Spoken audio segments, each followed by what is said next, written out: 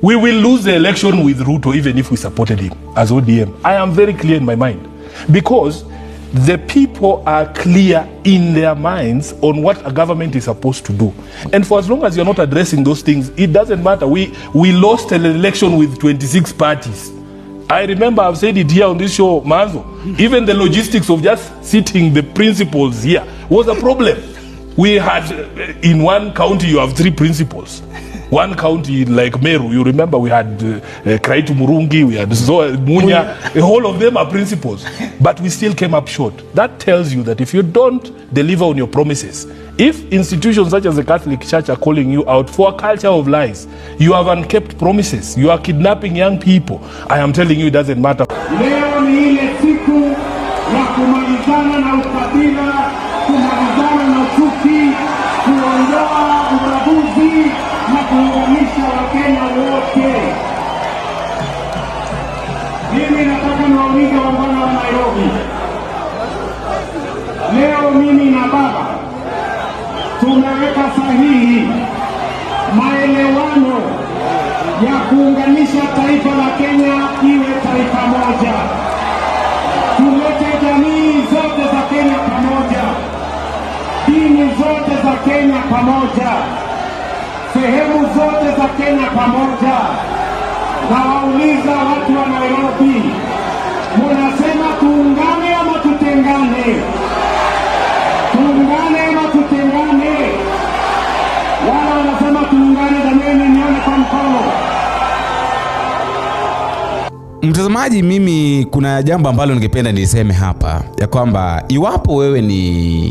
ikiwa wewe ni kijana ama ikiwa wewe ni mtoto na bado unaishi na baba, unaishi na wazazi wako, hakuna siku ambayo unaweza ukasema ya kwamba huwezi ukakubali baba yako ashirikiane na ndugu zake. Hata kama ndugu zake ni wezi, hata kama ndugu zake ni wauaji, huwezi ukahapa ya kwamba mimi kama kijana mkubwa hapa sitakubalia baba yangu waungane na ndugu zake, na hata kama wataungana na ndugu zake mimi sitakuwepo. Huwezi ukasema hivyo na bado unaishi na baba yako. Mambo kama hayo unaweza ukasema tu iwapo una kwako ama iwapo una msingi wako. Inaweza kuwa pengine umesoma sana kuliko baba yako, lakini huwezi ukakiuka, huwezi ukaenda kinyume na matarajio ama mambo ambayo baba yako anapanga kuyafanya kwa maisha yake. Nasema hivyo kwa sababu ya sasa hivi kama kuna mtu ambaye ako na shida kubwa ama ako under pressure, ni Edwin Sifuna. Kwa sababu sasa hivi watu wanajaribu kuangalia yale mambo ambayo alikuwa anayatamka kitambo hapo awali, na kitu ambacho kimefanyika leo wanaona basi mambo si rahisi. Nobody goes to the ballot to re-elect a president. Is the things they have done for them at an individual level. How has he managed the affairs of the country? How has he managed the economy? Are Kenyans happier? Are Kenyans in a better place than when he took over? How is the state of health? How is the state of education? How is the state of our economy, Trevor? If you are telling me that you're going to re-elect Ruto because he gave Baba a lift from the hotel to the venue of the AUC election, there's something very wrong with you. There's people who are telling us that they will vote for Raila, for Ruto, to spite those 2 mamambogas who are singing that they were happy in Karatina. 2 mamambogas at a market in Karatina who are singing and saying they are happy that Baba lost. Now people tell us we vote for Ruto to punish those people. What sort of sense is that? That is not common sense. It is absolute absurdity. I want to tell William Ruto that the only reason he will be re-elected, because everybody knows that even him pretending to front Raila, because Raila himself has told us that he did not ask Ruto to support him. And when he announced that he was going to run for this thing, it was of his own volition. He said it himself. If there is somebody lying to Ruto, because everybody knows this was supposed to be a ruse to try and come and blackmail, because he knows people love Baba. He knows people love Baba. So he comes and tells us, oh, I supported him, I helped him, I did this for him, and this and that, so that he blackmails Raila supporters emotionally, because we like when people do good things for Baba and when they honor him. But what has he done for us as a people? The people who are going to vote in this particular election will be asking those questions. Let me finish by saying that Ekuru has made a prediction here that there will be a referendum. Ekuru doesn't know how Ruto fears the people. Ruto cannot dare to put a referendum question to the people of Kenya right now. And in fact, I said yesterday, it is an insult to Raila Odinga to tell him that you can bring a constitutional amendment to put a seat for Raila Odinga. Raila Odinga fought for this constitution not because it was going to create a seat for him. He wanted us to live in dignity. He wanted us to live in a country where we are free. So you cannot tell us that you will bring a referendum to do what? To support a constitutional change to give Raila a seat. As I've said, Raila is not idle. He has things to do. He is a father, he is a husband, he is a grandfather, he is a party leader, he's a leader of the opposition. So he has things to do, Trevor. He's not idle. And I've said it here myself previously, that when Raila wants something, he will use his own mouth to tell us. There are messages that are too important to send Ojienda.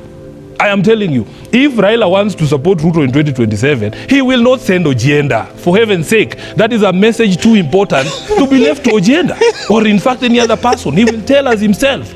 And I am telling you, I will respect his decision. If he says he's going to support Ruto, I will respect that decision. But I am telling you, and I have said it, I will tell him, I've told him, that because as SG of ODM, I have a global view of the country. I get calls from Tana River. This guy does not know. If you ask him to tell me the chairperson of ODM in Tana River, Oscar Kaseme speaks to me and he tells me in Tana River, people are saying, even if you support Ruto, you will fail.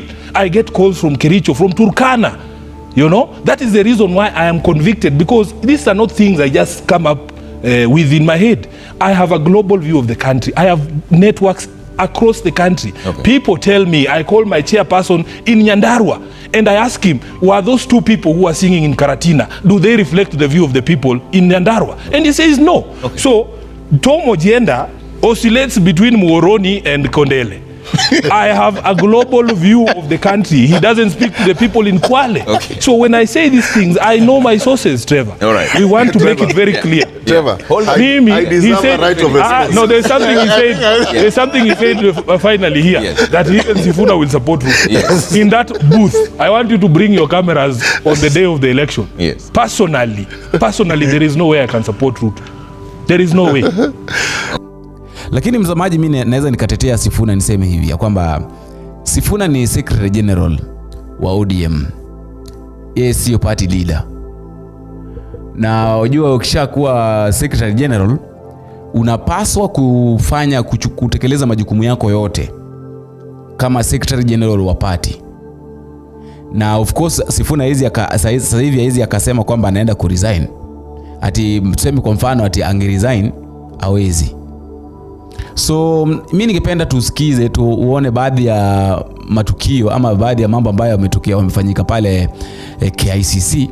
Alafu mtazamaji hapo kwenye sehemu ya maoni pia utaniambia wewe maoni yako ni gani. Je, wewe unahisia kwamba Sifuna kuna jambo ambalo Sifuna angelifanya haswa wakati ambapo Raila Odinga mwenyewe alishaamua? Na mimi nashangaa basi hii consultation yenye Raila Odinga ilikuwa na consultation ilikuwa ni kazi gani? Mbona angeamua tu mara moja na tuambie kwamba mimi nishaamua ya kwamba nitafanya kazi na William Samoei Ruto? Kwa sababu hapa jinsi ambavyo mambo yanaendelea si rahisi mtazamaji. Ningependa uniambie maoni yako kwenye maoni, alafu pia ni vyema uniambie unatazama video hizi ukiwa wapi. Na ningependa kuwashukuru sana wale ambao unanipa support yenu, kwa sababu naona tunakuwa tushafika 7000 subscribers kwa upesi sana. Na ningependa kabla ya mwezi kiwezekana mtazamaji, kabla mwezi wa 3 hujaisha tuwe tumefikisha angalau 10,000 ikiwezekana mtazamaji. Najua inawezekana. My name is Edwin Sifuna. I am the Senator of Nairobi, and I am standing here in my capacity as the Secretary General of the Orange Democratic Movement. Your Excellency, in the capacity as SG, I have certain constitutional duties, and that is why I am standing here to execute those duties in accordance with the Constitution of ODM. We have taken the liberty to read out this Memorandum of Understanding so that we are all clear on what it is and what it is not. We are all clear on what it is and what it is not.